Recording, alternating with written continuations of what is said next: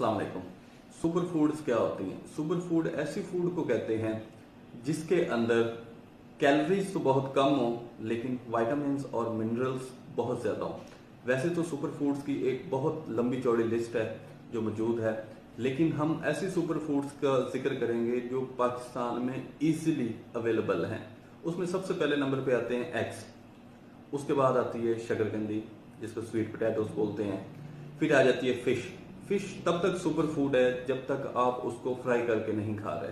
अगर आप उसको भून के खा रहे हैं तो वो सुपर फूड है, अदरवाइज जब आप उसको फ्राई करेंगे तो वो सुपर फूड नहीं रहेगी। उसमें ऑयल ही इतना चला जाएगा कि उसका फायदे की जगह आपको नुकसान होना शुरू हो जाएगा। फिर आ जाते हैं आपके बेरीज, फ्रूट्स, जितने भी बेरीज हैं जिसमें ब्लूबेरी है, ब्लैकबेरी है, स्ट्रॉबेरी है या शहतूत हैं, चेरीज हैं, ये सारे एंटीऑक्सीडेंट भी हैं और इनमें बहुत अच्छे विटामिन्स और मिनरल्स भी मौजूद हैं।